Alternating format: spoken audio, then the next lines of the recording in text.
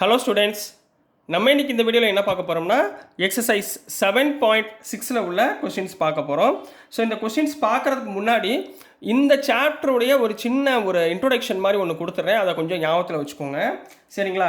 நீங்கள் இந்த சாப்டர் பண்ணுறதுக்கு முன்னாடி நீங்கள் இந்த வார்த்தைகளை ஞாபகம் வச்சுக்கோங்க. ஐ லேட், சரிங்களா? ஐ லேட், இதை ஞாபகத்தில் வச்சுக்கோங்க. இதில் ஐ என்ன ஞாபகத்தில் வச்சுக்கணும்னா இன்வர்ஸ் ஃபங்க்ஷன். என்ன ஞாபகம் வச்சுக்கணும்? இன்வர்ஸ் ஃபங்க்ஷன்னு ஞாபகத்தில் வச்சுக்கணும். எல்ன்றது லாகரதமிக் ஃபங்க்ஷன் அப்படின்னு ஞாபகத்தில் வச்சுக்கணும். ஏன்றது அல்ஜிப்ரிக் ஃபங்க்ஷன் அப்படின்னு ஞாபகத்தில் வச்சுக்கணும். டீன்றது ட்ரிக்னாமெட்ரிக் ஃபங்க்ஷன் அப்படின்னு ஞாபகத்தில் வச்சுக்கணும். ஈன்றது எக்ஸ்போனன்ஷியல் ஃபங்க்ஷன் அப்படின்னு ஞாபகத்தில் வச்சுக்கணும்.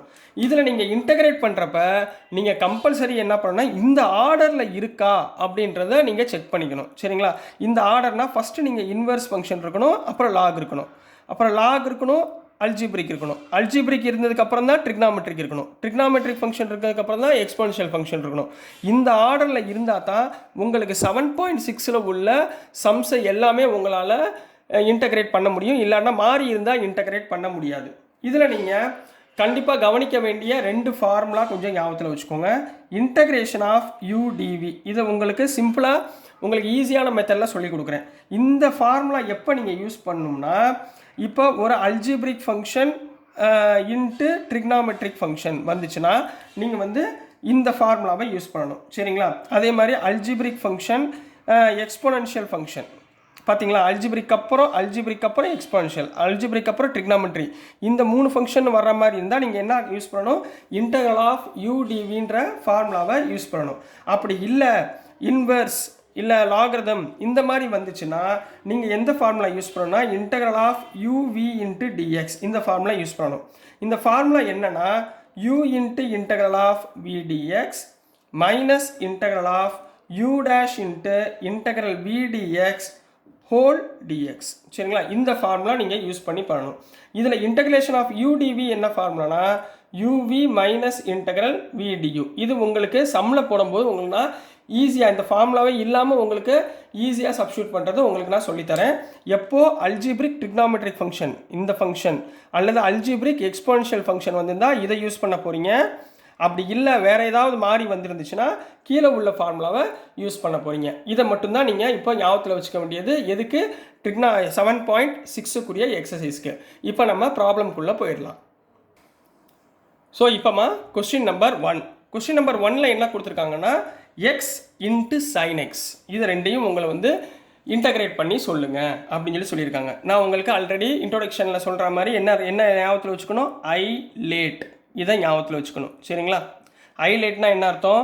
மொதல் இன்வர்ஸ், லாகரதம், அப்புறம் அல்ஜிப்ரிக், அப்புறம் ட்ரிக்னாமெட்ரி, அப்புறம் எக்ஸ்போனன்ஷியல். இங்கே எக்ஸுன்றது அல்ஜிப்ரிக் டேர்ம், சைன் எக்ஸுன்றது ட்ரிக்னாமெட்ரி டேர்ம். ஆர்டராக இருக்கா? அல்ஜிப்ரிக் அப்புறம் தான் ட்ரிக்னாமெட்ரிக் வரணும். இப்போ நான் உங்களுக்கு இன்னொன்று சொல்லி கொடுத்துருக்கேன். இந்த அல்ஜிப்ரிக், ட்ரிக்னாமெட்ரிக், எக்ஸ்போனன்ஷியல் இது 3 வந்துச்சுன்னா உங்களுக்கு டைரெக்டாக எப்படி செய்யணுன்றதை சொல்லி கொடுத்துருக்கேன். இப்போ நல்லா கவனமாக பாருங்கள்.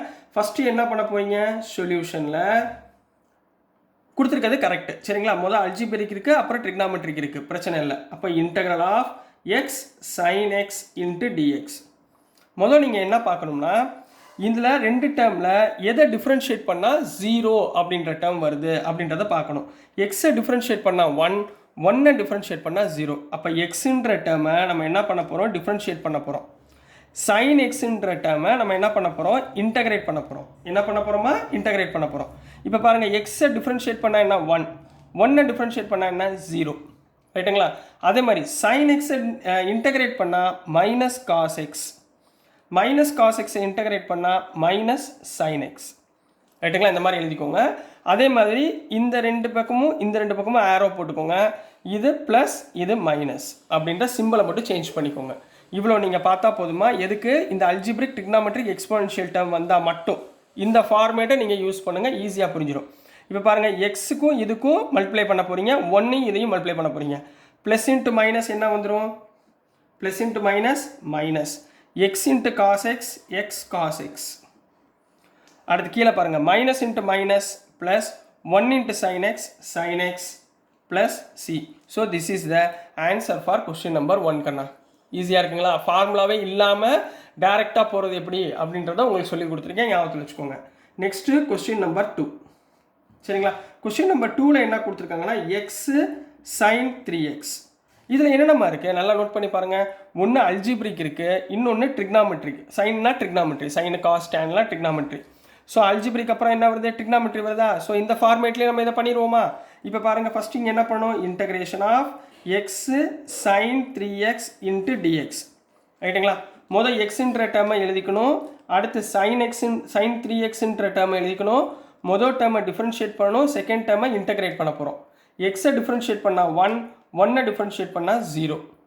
சைன் 3x நல்லா ஞாபகம் வச்சுக்கோங்க. சைன் 3x சைனை இன்டகிரேட் பண்ணால் minus cos 3x, 3x differentiate பண்ணால் 3, so divided by 3.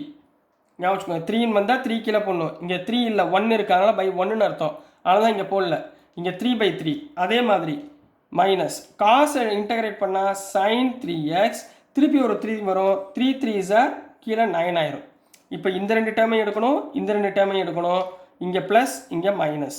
Plus into minus, minus x into cos 3x, x cos 3x by 3, minus into minus plus 1 into sine 3x, sine 3x by 9 plus c. So this is the answer for question number 2 கண்ணா. ரொம்ப ஈஸியாக இருக்குங்களா? Next நம்ம question number 3 போயிடலாம்.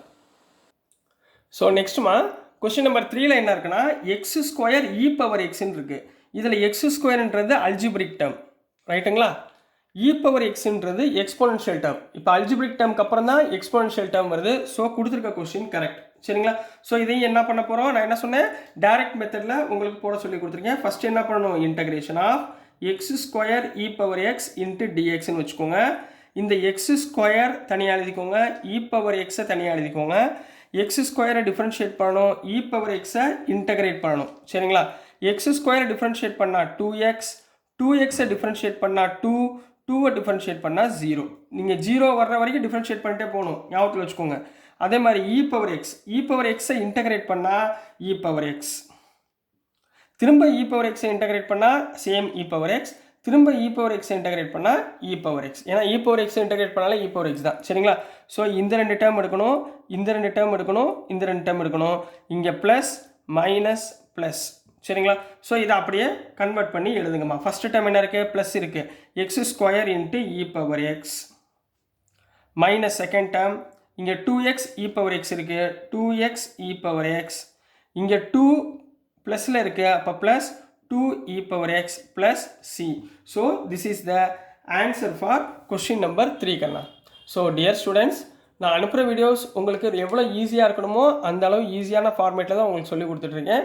So நான் அனுப்புகிற videos உங்களுக்கு புரிஞ்சிருக்கும்னு நம்புகிறேன். புரிஞ்சதுன்னா பிடிச்சதுன்னா மறந்துடாமல் லைக் பண்ணுங்கள், ஷேர் பண்ணுங்கள், மறக்காமல் சப்ஸ்கிரைப் பண்ணி சப்போர்ட் பண்ணுங்கள் ஸ்டூடெண்ட்ஸ்.